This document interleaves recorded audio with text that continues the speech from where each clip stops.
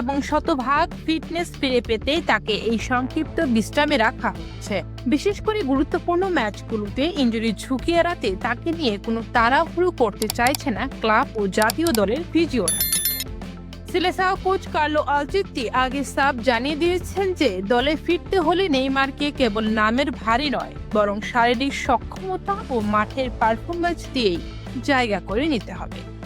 Rodrigo এবং তরুণ তুর্কি এস্তেভাওর চোটজনিত সমস্যার কারণে বর্তমানে ব্রাজিলের আক্রমণ ভাগে যে অভিজ্ঞতার ঘাটতি তৈরি হয়েছে তা পূরণে নেইমারের উপস্থিতি এখন সময়ের দাবি।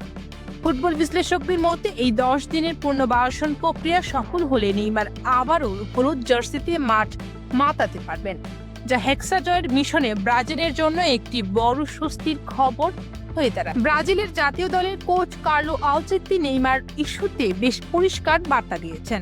তার মতে নেইমার জুনিয়র কেবল তারকা খ্যাতির জুড়ে দলে ফিরবেন না, দলে জায়গা পেতে হলে তাকে পুরোপুরি ফিট এবং ম্যাচ রেডি হতে হবে।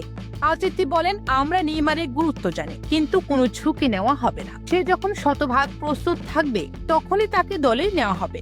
কোচের এই অবস্থান থেকে বোঝা যাচ্ছে ব্রাজিল টিম ম্যানেজমেন্ট নেইমারের দীর্ঘমেয়াদী ফিটনেসকে অগ্রাধিকার দিচ্ছে। ফলে বিশ্বকাপের মতো বড় আসরের আগে তাড়াহুড়ো না করে ধীরে ধীরে তাকে ফিরিয়ে আনার পরিকল্পনাই এখন সিলেসাওদের মূল লক্ষ্য।